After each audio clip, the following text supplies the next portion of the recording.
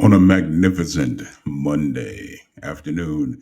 Greetings, family. It's the teddy bear, and welcome to the zone of LOTL Radio. Lord have mercy. Night tracks. And today's artist spotlight, gifted singer, songwriter. Yes, Lord. The rock patriot, the legendary Mr. Mark Farner is joining us today. Brother Mark, how are you doing? Hey, I'm proud to be sucking air, brother Teddy Bear. Yes, I am. Man, you know what? Any day above ground is definitely a beautiful thing. Yeah, it is. It's definitely.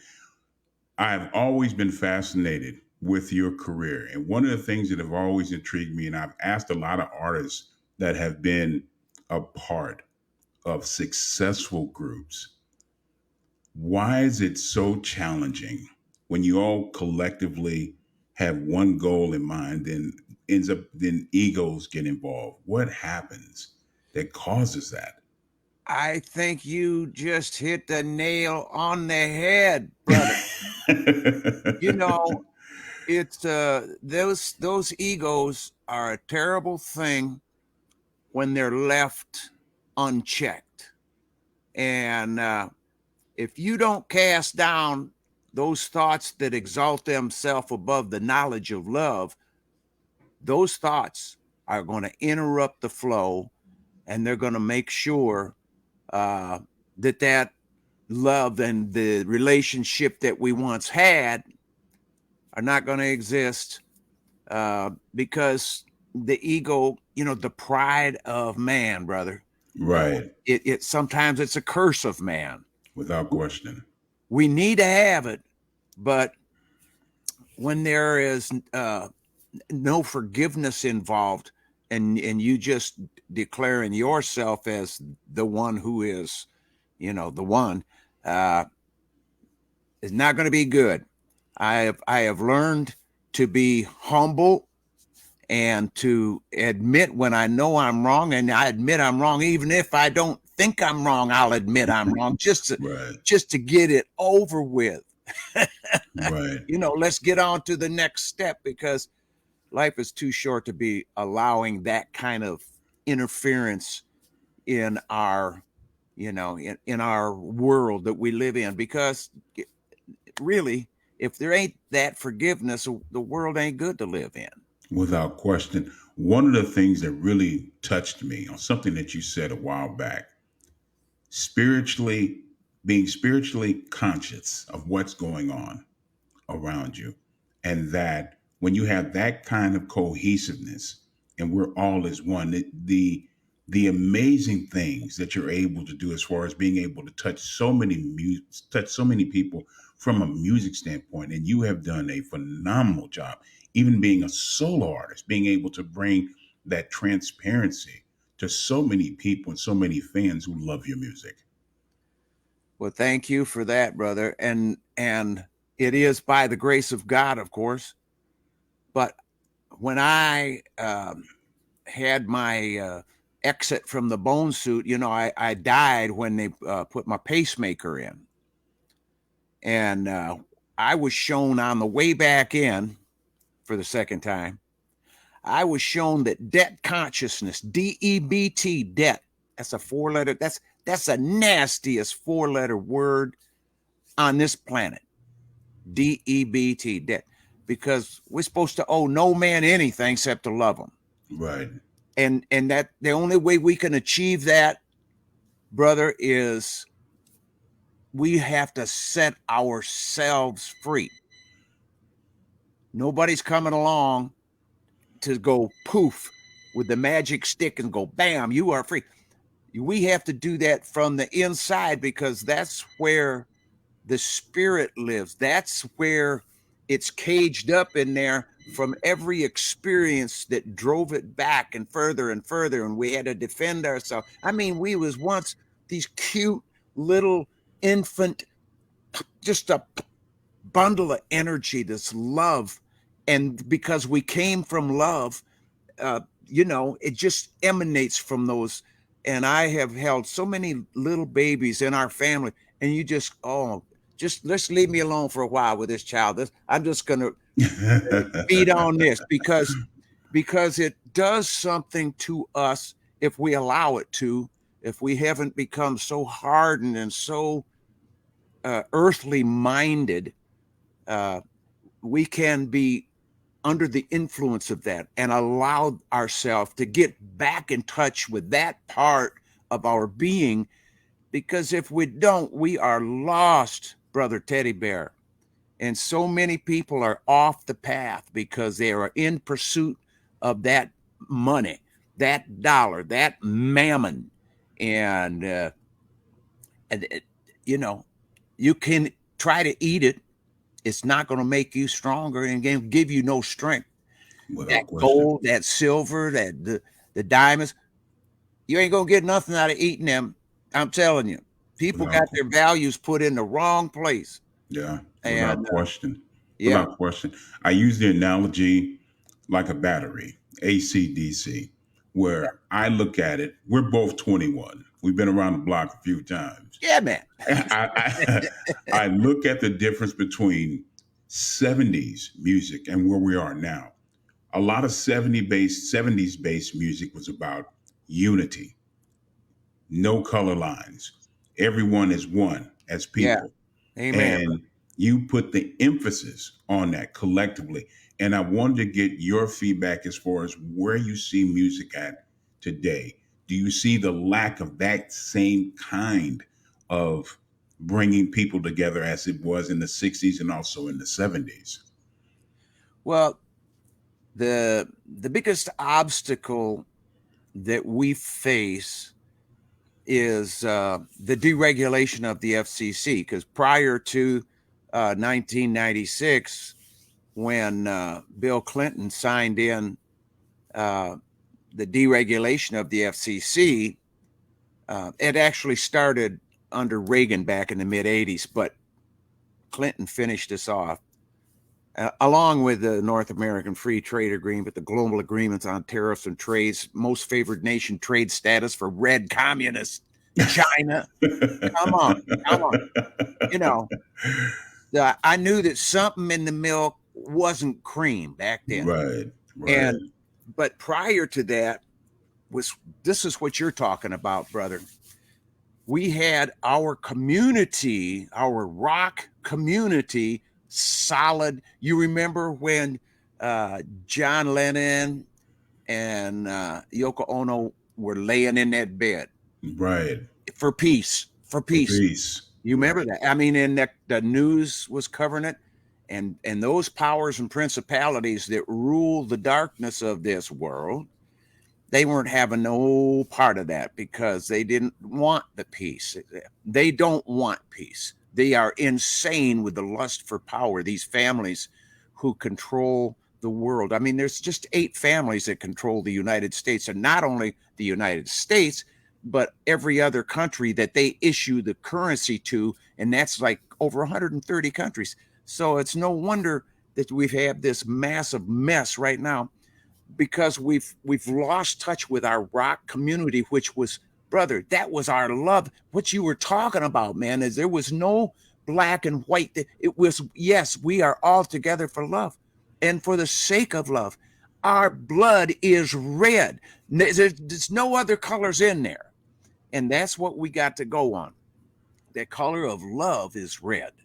Without question. I'm telling you. But when they deregulated and they made, it used to be you could own 7 AM, 7 FM, 7 television stations, and it was kept in the hands of American families, mothers and fathers, grandfathers and grandmothers, who had moral conscience over what our children were seeing and hearing. Right. And now that conscience is buried. It's gone. It's like RIP. It's no place to be found unless you can dig out of someplace over here, something where there's still a little bit of a community that's held together by a radio station that isn't part of some corporate conglomerate where some guy's sitting in New York City, programming for over 5,000 radio stations across the country. One guy sitting there. How does he know what I like to listen to up here in northern Michigan? You know, uh, that's the trouble, man. It's really bad. And the disc jockeys that used to be our guys, I mean, they were telling us what was going on. They were bringing new music to us. They were saying, check this out, man. That's all gone. I remember setting up and listening to Skip on AM radio. Curtis Johnson, my brother and guitar player, one of the first bands I was in. Okay. We set up, his grandmother had this great big radio, huge wooden radio that had a speaker this big in it. And right about 11 o'clock, you start getting this Skip. And we would get John R. way down south in Dixie. It's the Royal Crown Hairdressing Show. And this WLAC, Nashville, Tennessee. And guess what he was playing, man? Oh, it was some of the best. It was the moments that we were learning. We got, oh, man. Muddy Waters, we gotta learn that lick. We gotta, we were just setting up eating mayonnaise and horseradish on folded bread, and there's your sandwich, and listen to John R. for half the night from that point on. But that was part of what we got fed. And in Michigan, where I lived in Flint, Michigan, I was getting fed from CKLW, Rosalie across the river, in Canada, and Detroit Wheels and Flint stations, WAMM, playing music that was happy music, playing music where we go to these dances, brother, and dance. And it didn't matter what color you were. It didn't enter into it. What entered in was the good time we was all having and dancing, and some DJ up there that has been holding us all together on the radio. He's now in front of us and he's talking to us. We see this cat is real and we got community, and that's missing. That Without question. Just gone, brother. And so I don't see any hope for music until we re-regulate the FCC and get it back in the hands of American families. The corporate conglomerates, the ones who are answering, they're all on puppet lines, and they answer to the 8 families. And it's all about the scratch. It's all about, and these people are sick. They brought all this BS across the world and all these 130 sub countries that they issue the currency to. Guess what we got to this week? Oh, COVID. What is COVID? Man, all of a sudden it's like, oh my God, how did this all happen so fast in all these different countries? Well, when you are issuing the currency to all these countries, you got all kinds of power, brother. Without question. Without question. You have always been very outspoken. I know a lot of times for being so outspoken, you have definitely taken your pound of flesh from dealing with certain people because they are in their own quote unquote, what they deem as their own personal reality. And it's not about the people anymore. And I feel it even more through your music. When you go in the studio and that creating process starts, what are some of the things that really just motivate you to take it to another level? Well, I have this burning love. I have a fire, brother. Whew. I have a fire. And it's unquenchable. I mean, you can't put this thing out. You can't extinguish this fire. And in the studio, I lean on the heat, and where that's coming from, and what is the inspiration? What made me write that song back in 1977, Social Disaster? Something red is on the way, coming closer day by day, threatening the life of every man who reigns in freedom in this land. Is there anyone left with spirit here? If you've up and gone, then I really fear a social disaster. I mean, Dick Wagner, the guitar player for Alice Cooper and Ursa Major, great Detroit, Michigan, Saginaw, Michigan, guitar guy. He was the producer of that, and he says, "Mark, where are those words coming from?" I said, "Man, they're coming from within." Just like he told me when I was 18 years old, Brother Teddy Bear.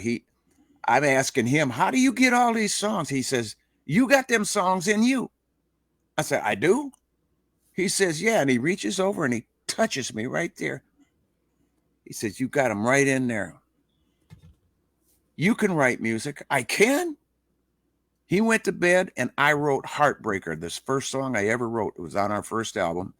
And I do it in concert. And I feel the fire, man. I feel the heat of that creativity. And because there's love involved in it, there's a draw to it that we all have this. Like I said, it's cluttered by a lot of life's circumstances and a lot of hurt and a lot of pain, but we still have it, and we got to get back to it. We got to allow ourselves to get back to being that little bundle of love. That's what we inherit when we leave this place, and all the things that we pick up along the way, somebody else is going to be breaking them toys when we kick the bucket, brother. Without question. Yeah, man. What are we doing thinking we're going to live forever, man, collecting all this stuff? It ain't right.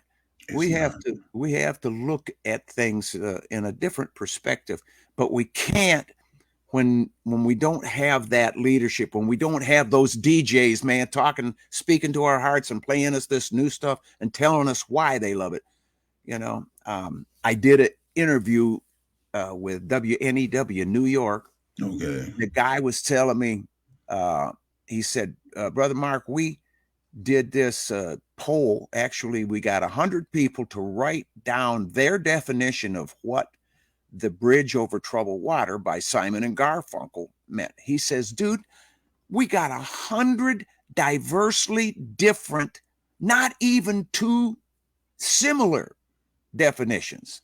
He says 100 way different. I said, "That's the beauty." That was before MTV. That was before all this music got one definition out of that one video. It's like it's stifling our creativity, and our creativity is screaming to get out. And that's part of that fire, man, that you ask me about when I'm in the studio. It's getting fed. And I've been doing some stuff with Mark Slaughter, and he's a brother. He is a spirit brother. He believes the same way.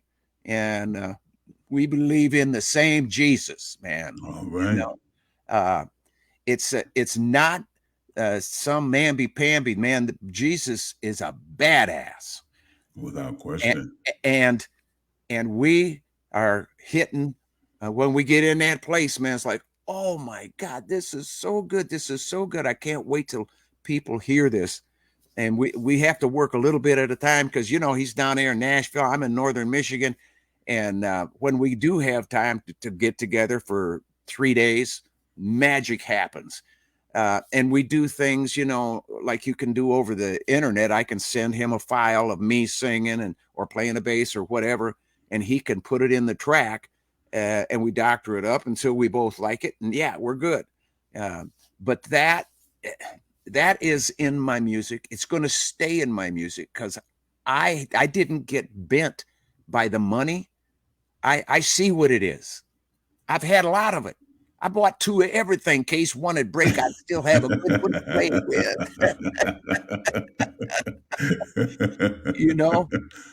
But I believe people are dying to hear the truth. I see people in groups and they're trying to interact. They don't even know how to interact. What they're going to interact with. If it's not based on love, it's just flash in the pan anyways. And it's part of the mirage because nothing is as it appears to be, as you well know, brother. Oh, yeah. Without question. Without question. Your live performances are legendary. And they come across when you perform like Linus in this blanket. You wrap everyone and they feel safe, sound, and secure to the point that's like you want to take them home Yeah. with you. Yeah, What man. is it like to get that kind of love, that kind of adulation at this stage of your career? It is inspiring. It is my very encouragement to press forward, to press on, and to squeeze the last drop of love out of this bone suit before I go on. It's because of that, what we're talking about, that love, that it's an entity that we all have. If we saw it as precious as it really is, we would defend it and protect it, and we wouldn't fall for the BS that has taken us away, and for everything that gets in our way, everything that distracts us, everything that gets our attention, instead of us putting our mind on that which we are and that which we used to come together for the sake of love, and for the pop festivals and all these festivals that we did. Man, there was people of every kindred tongue, and we got along great, brother, because nobody was encouraging racial discrimination or separation of any kind. We were all coming together because of that love that's in each one of us, man. And that's what we have to return to. Somehow we got to get back to that love. We'll do it through music. Music's going to be a big part of it. Without But question. we got to set ourselves free, brother. The powers and principalities don't want us free, and that's Yeah. obvious. Somebody telling me I'm going to own nothing and be happy? Are you crazy? That is arrogance beyond. That is arrogance beyond this world. Right. That, that Right. that's not even. You can't entertain that kind of stuff. What did I do here? Oh, there I'm back.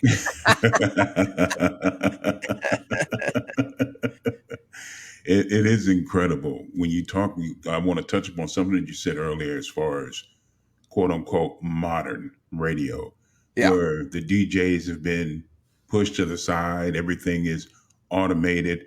I remember growing up in Los Angeles, listening to Jim Ladd religiously. yeah, Okay. Listening him to religiously on KLOS, and it's now everything is automated. They've taken the DJs out of the stations, man. and I think one of the biggest downfalls, just from my personal perspective, when all the major music stores started closing down, from Tower Records, Oh my from God. Music Land, from Warehouse. And I wanted to ask you, and I wanted to get your thought process when you started seeing that happening, and we started moving in, quote unquote, in a digital age and getting rid of wax and 8-track tapes and cassettes. What was your thought process as far as, now, okay, they're getting rid of that. How do I adjust now to this digital age where everything is being marketed as far as the internet now? Yeah. Well, when that was happening, brother, it was stifling that part of me, that creative part, because I could see the powers that were moving that, um, that they had an end that they wanted to attain, and this controlling interest in the air, because who the prince of the power of the air is. Oh yeah. and and I saw us losing ground as far as the people having a voice to say so, the people being brought together by the love. It has to come from a person, and that's why you are so important, brother Teddy Bear. I'm telling you, you're taking the place of those guys that used to feed us. You have a place with your podcast, with your show, uh, in people's heart, and I can tell just from this short conversation that we've had already that you are very influential in that realm, and God bless you. But there's Thank a you. lot I of guys appreciate it. like you and a lot of women that have shows that are reaching out, and they're giving a little bit of what people need. As people now, gravitate more and more to these types of programs, we're going to see our strength rise up, as long as they don't cut the internet off, Yeah. Yeah. But when it was happening, and I remember, going to record stores and signing, people lined up out the door and talking to folks, and how very personal that is, and how very rewarding, not just for the fans, but for me, brother, to hear some of these people that they would just say a few words, but they said it from such a place in their heart that it was just going anyway. Oh yeah, that person. Thank you, Lord, for letting me have the words that spoke to that sister, that she just blessed me back by giving me that little snapshot of what happened in her life. It changed her forever. And my intention is to set the captives free, to set people free, and to use my music to the best of my ability, and trust God for the rest of it. Well, it definitely resonates through your music. There's a huge difference between being signed to a major label and being an independent artist. And I want to talk to you about, from your perspective, the pros and cons of being an independent artist, as far as having complete creative control over your music and not allowing, quote unquote, Big Brother to control everything that you do. Yeah. Well, the satisfaction that I have, as you have depicted very well, it doesn't need the influence of somebody that is corporate, somebody that is, supposed to be a music critic, an A&R man. A&R man, they're like snakes. They have no ears. Right. They have this. They have what's going to make us this, and what's going to keep this going, and going to keep this mirage spinning. Because at some point in time, and you know this as well as I do, brother, the house of cards is going to fall. Without question. Yeah. Without And we question. have to be prepared. And the music from yesteryear, from the 70s, from the 60s, 70s, all that good music, man, that's what feeds me. When Lisa and I, we've been married 44 years. It'll be 45 years, January 8th of 23. Wow. Man, we'll put on music that makes us happy. We'll dance until we sweat, man. We push that coffee table out of the way and let that music back into us to motivate us, to, bring a smile to our face and a hug, because we both are believing the same way about the music. And we won't listen to anything that even sounds like it's got a little gear out of place, Right. For us, it has to be feeding us inspiration to dance. I love to dance, man. I love to dance. And I think we all love to dance, really, at heart. But there's a lot of men that won't give themselves a chance to get out there on the dance floor because of that pride or whatever it is, Right. whatever it is. They don't want to make a wrong move. Somebody be laughing at them going, look at that klutz. Are you kidding me? No, that ain't going to happen. That really ain't going to happen. We are individuals. We ought to dance our own little individual dance, and everybody be going, yeah, man, look at that individual. That's shaking it down, And these hoochie mamas, they get out and all the guys be going, whoa, man, look at that woman move. It's like, you want to learn how to dance? Go out and stand next to her. You will dance. Hey, I look at it. It wasn't like Jim Morrison was Fred Astaire, but he did his thing when he got Yeah, on that's right. stage. Oh yeah. He was feeling it, and I mean, to me, that's one of the most beautiful things in the world when you're just really touched by the spirit and just out there and just have that level of freedom. And it's like something that you touched upon earlier. We don't have that anymore. No. There's no level of freedom anymore. We're so caught up and so self confined and put ourselves in a box that we can't do this because, as you said earlier, due to ego, being afraid of what other people think. And for you, you've always expressed your opinion to a whole to to a whole nother level. But I want to talk about your wonderful wife. What has it been for you to have that kind of love and that kind of support over the years? Brother, it's my completion as a man. And to have somebody stick by me that I could give 100% of my love to without reservation, and uh it's never come back to bite me or slap my ass. It has been rewarding to go reckless abandon into our relationship because I esteem her to be equal with me. That it's not a big secret. It doesn't, take studying, going to college. It's not a big thing. This as my Cherokee blood, and when I received the Cherokee Medal of Honor, one of the brothers there told me, he said, Cherokee men esteem their wives to be equal with themselves.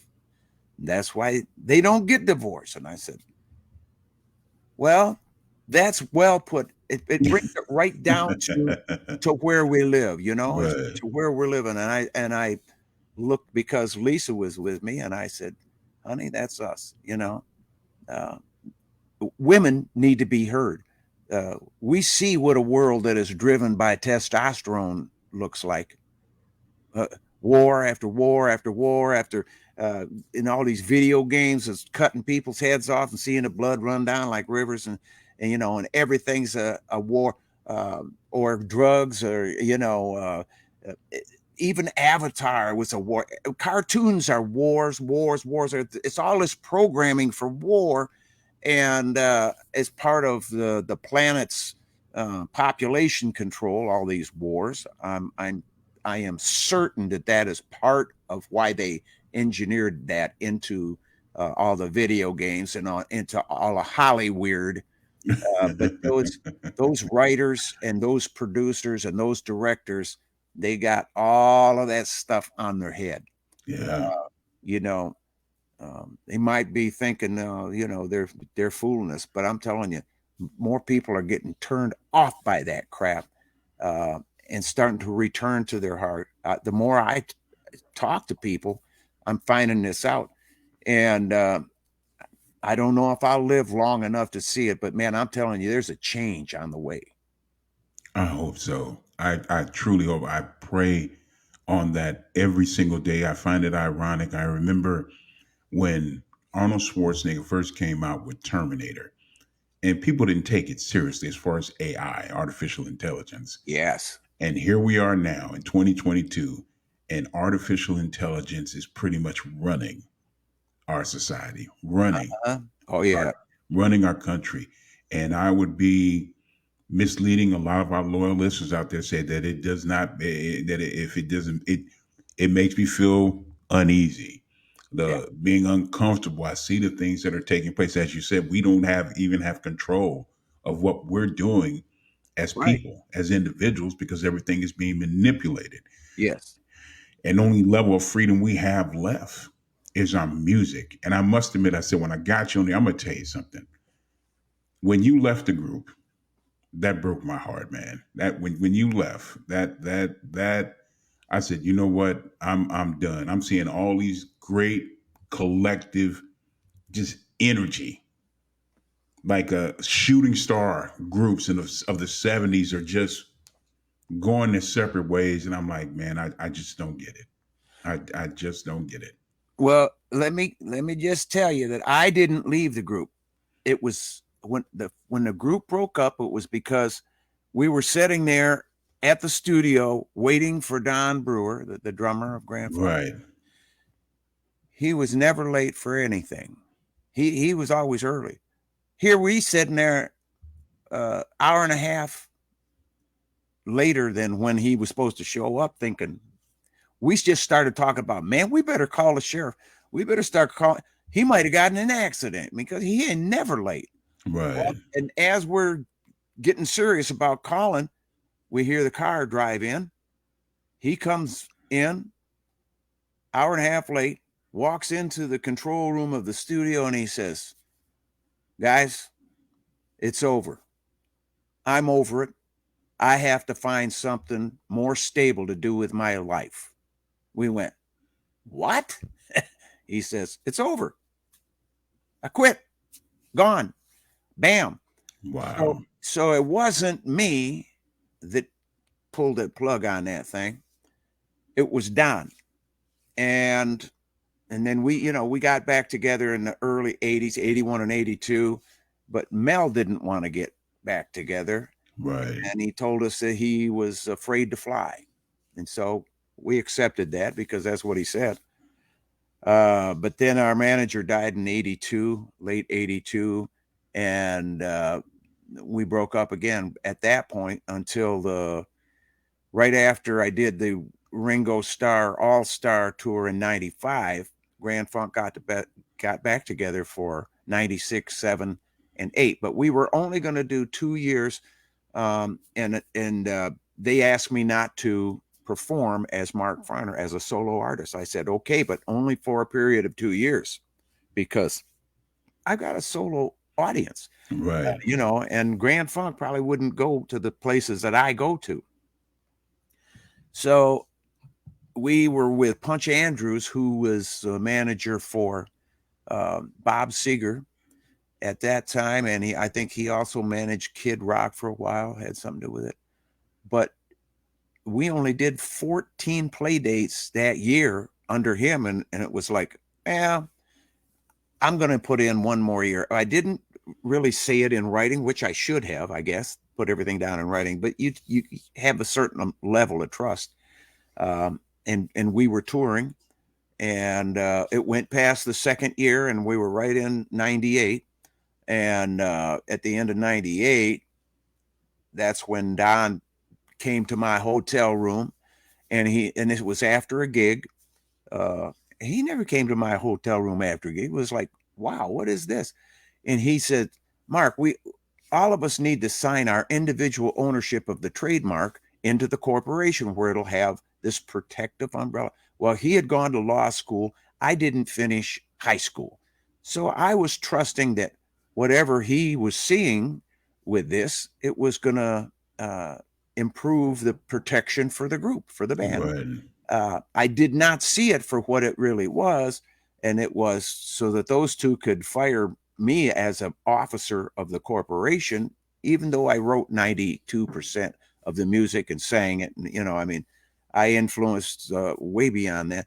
But that came as a shock to me.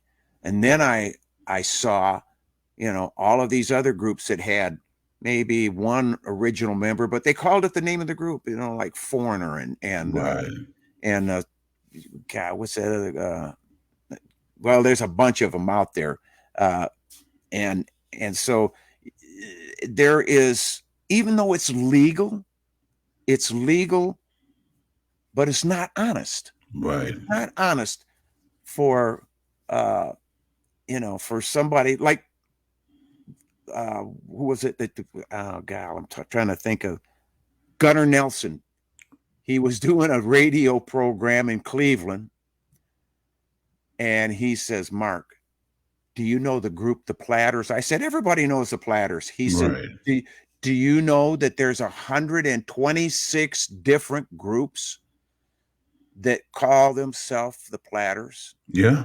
One guy owns the trademark, and he licenses that trademark to this group, to that group, to this group, to that. And he takes a cut out of each one of those that go out as the platters. Right. He gets a little piece of that pie. And I'm going, wow, that's how they're doing it. Yeah. Journey, they don't have Steve in there singing, but they got this guy, but they call it the name of the band. It's how honest is that? Foreigner. There's no original members in that band, but they call it Foreigner. How honest is it? It might be legal, but it just shows you how far off the law system is, as far as Without question. Without question. And I want to elaborate to a lot of the listeners out there when I say, well, Mark left.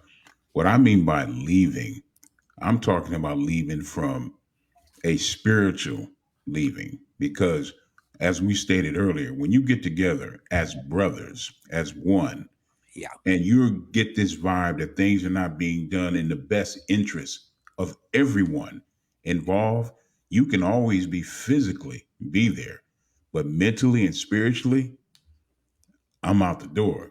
I see Yeah, the man. writing on the wall. And Yeah, man. that's the vibe when I got when I said, man, it broke my heart when I seen you had left Yeah. from a just an emotional standpoint. And it's really unfortunate, but that's all right. We got him here. Yeah, the legendary Mark Farner. And they get all the latest updates. Let your fingers do the walking. Stop by Mark's official website. That's at markfarner.com. Get all the latest updates. He is still touring. You can also buy all of his music on his official website. Brother, first and foremost, I want to thank you for taking the time out of your busy schedule and joining us. This is your home. We got you whatever you need. Please do not hesitate to let the teddy bear know we love you. And more importantly, we respect you, man. God bless you, brother Teddy Bear. I appreciate it. I appreciate the kindness that you have showed me with your voice and your spirit. And I appreciate that you have the right intention in your heart, brother. And I want to encourage you to stick with that love and stick with that humility. You're a very humble guy, brother. Thank you. You Thank you. just stay there, because that's what we need. We need humble people that is looking out for all of us, and I detect that in your nature. Oh, And man, I I want to just appreciate it. Rock and roll is very yeah, much alive. yeah, Yes, Lord. hallelujah, hallelujah, brother. The legendary Mark Farner here in the zone of LOTL Radio. God bless you, brother. Stay strong and always remain positive. It's definitely a beautiful thing. Family, I want to thank everybody for tuning in and tuning out all the negativity. Again, and make sure you get all the latest updates. Stop by Mark's official website. That's at www.markfarner.com. And be sure to join us this Wednesday, of course, August the 31st at 10 a.m. Eastern, 9 a.m. Central, and 7 a.m. Pacific Standard Time, as we welcome the legendary Grammy Award winning Miss Terry Lynn Carrington. I want to thank everyone, as in always. Keep it soulful here in the zone of LOTO Radio. Lord have mercy.